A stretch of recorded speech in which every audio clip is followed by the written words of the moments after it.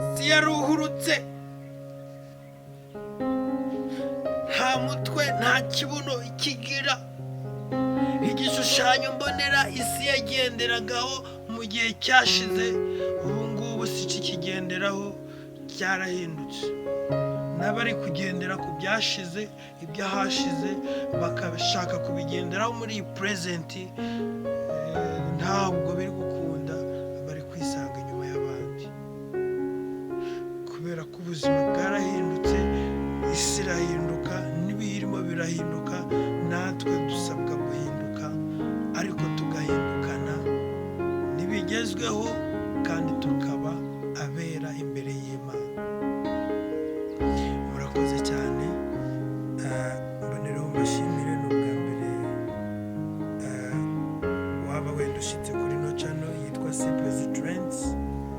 Turagusaba gukora subscribe, kandi niba warayikoze nabwo turagushimira kuba warayikoze. Imana iduhane umugisha. Ni channel rero ugomba gusangaho ibiganiro bigufasha cyangwa se bikubaka muri ubu buzima.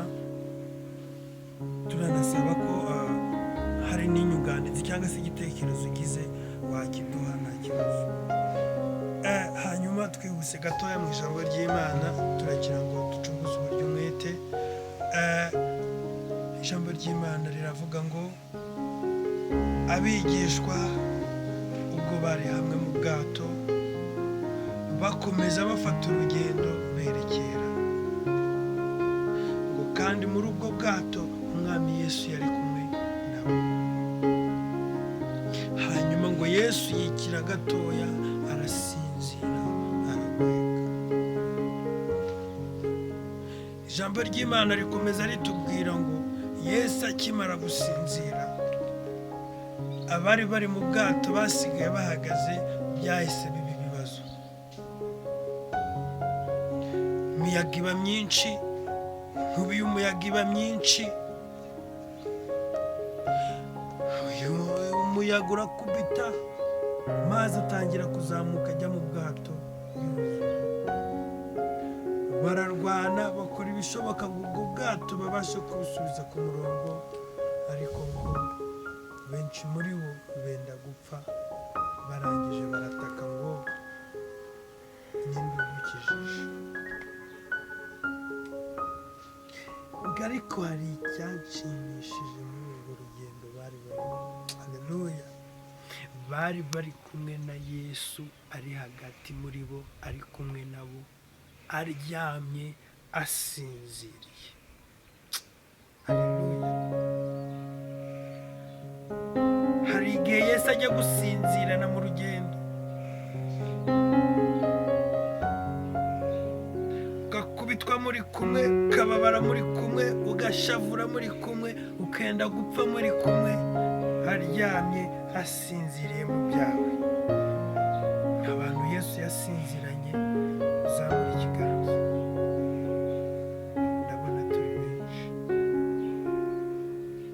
Hanyuma muri urwo rugendo ngo hari umwe wibutse ko bari bari kumwe na Yesu mu rugendo, ajya kumugana. Aragenda aramukangura, aramubwira ati mwigisha, kanguka, turapfuye turashize. Arangije arakanguka, acyaha byose byari bibabaje, byose byari bibateye ubwoba, byari bibangamiye.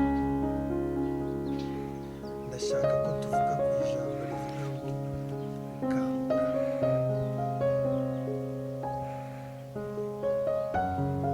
Hakanguka iki? Hakanguka icyari gisinziriye.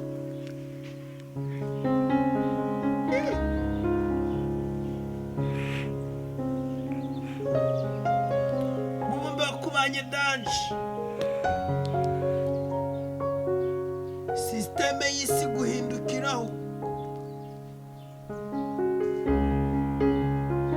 Igishushanyo mbonera ukurikiza, ugumya kugendera ku cya kera, ukigendeyeho urayoba. Wisanga ahantu hatari heza, wisanga mu buzima utari bwiza, utahisemo, utakunze, utanishimiye kugeza na n'ubu. Biragucanga, ushaka inzira igusohoramo, igukuramo, urayibura.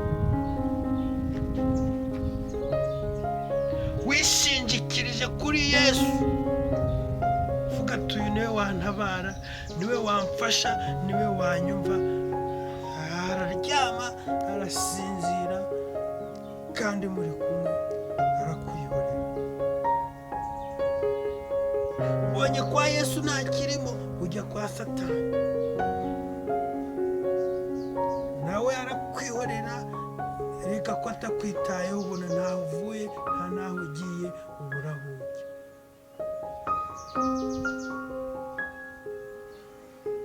Benshi muri twe bifuje kwanga ubuzima bakabuyoba bagaca isheni.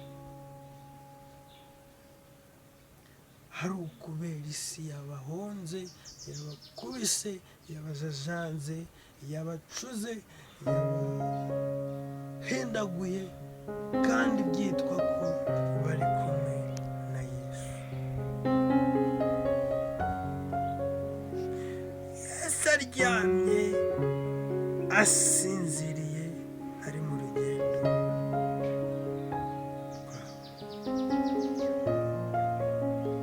aho uribwira mugenzi wawe ngo Uwiteka Imana akanguke mu byawe. Amen.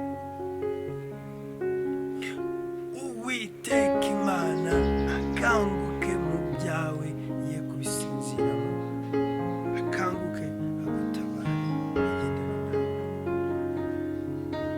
Wongera ubwire mugenzi wawe uti nubwo sisiteme y'isi yahindutse, ubuzima bugahinduka, n'abantu bagahinduka, hari utarahindutse.